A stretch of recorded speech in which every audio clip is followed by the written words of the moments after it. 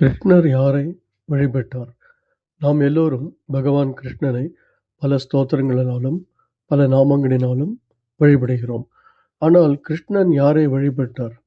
ஒருமுறை நாரதர் கிருஷ்ணனை தரிசிக்க சென்றபோது கிருஷ்ணர் பலவித நமஸ்காரங்களை செய்து கொண்டிருந்தார். சிறிது நேரம் கழித்து நாரதர், கிருஷ்ணா, என்ன நீ நமஸ்காரம் பண்ணி கொண்டிருக்கிறாய்? யாருக்கு பண்ணி கொண்டிருக்கிறாய்? நீ நமஸ்காரம் பண்ற அளவுக்கு யாரானும் இருக்காங்களா என்று கேட்டார். கிருஷ்ணர் ஒரு நொடியும் யோசிக்காமல் பதில் சொன்னார். அந்த பதில் ஒரு எளிய சமஸ்கிருத ஸ்லோகத்தில் இருக்கிறது. அது என்னவென்று பார்ப்போம். நித்யான்னதாதா தருணாக்னிஹோத்ரி வேதாந்தவித் சந்திரசகஸ்ரதர்ஷி மாசோபவாசி ச பதிவ்ரதா ச ஷத்வந்தனீயா மம ஜீவலோகே. நித்ய அன்னதாதா, தினமும் பிறருக்கு உணவு வழங்குபவர்கள். ஆத்ம லாபத்தை உத்தேசம் பண்ணாமல் இந்த காரியத்தை செய்ய வேண்டும்.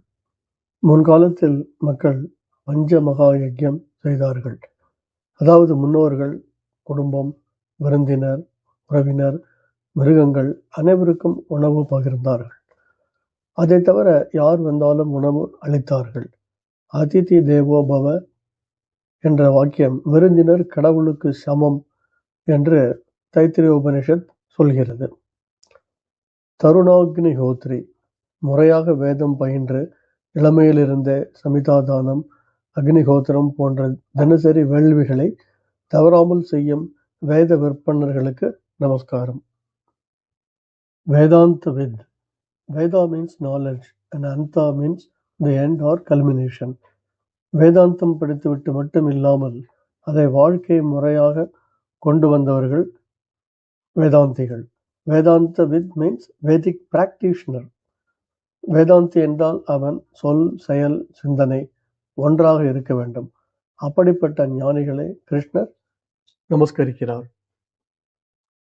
சகஸ்ர சந்திர தரிசி, 1000 முறை வளர்பிறை சந்திரனை கண்டவர்கள். ஒரு மனிதன் 81 ஆண்டுகள் வாழ்ந்தால் 1000 வளர்பிறை சந்திரனை காண முடியும். அதனால் சதாபிஷேகம் செய்து கொண்டவர்கள் அறிந்தோ அறியாமலோ 1000 பிறைகள் பார்த்திருப்பார்கள். எனவே அவர்களை நமஸ்காரம் செய்கிறேன் என்று கிருஷ்ணர் சொல்லுகிறார். மாசோபவாசி, மாதம் 2 முறை ஏகாதசி விரதத்தை தவறாமல் கடைபிடிப்பவர்கள். இந்த விரதம் பக்தியுடன் கலந்த ஒரு வாழ்க்கை ஒழுக்கமாகவே பார்க்கப்பட்டது. எனவே அந்த கட்டுப்பாடுடன் இருப்பவர்களை கிருஷ்ணர் வழிபட்டார். பதிவிரதா, தன் கணவருக்கே முழுமையாக நம்பிக்கை, சிந்தனை, நடத்தையில் அலைன்டாக இருக்கும் பெண்கள். திரிகரண சுத்தி, மனம், சொல், செயல் கடைபிடிப்பவர்களை. இப்படிப்பட்ட பெண்கள் இயற்கை சக்திகளையும் மாற்ற முடியும் என்று தமிழர்கள் நம்பினர். இளங்கோஅடிகள், சீத்தலை சாத்தனார், திருவள்ளுவர் அனைவரும் இதையே வலியுறுத்துகிறார்கள். கிருஷ்ணர் சொல்கிறார், இந்த 6 வகை மனிதர்களை நான் வழிபடுகிறேன்.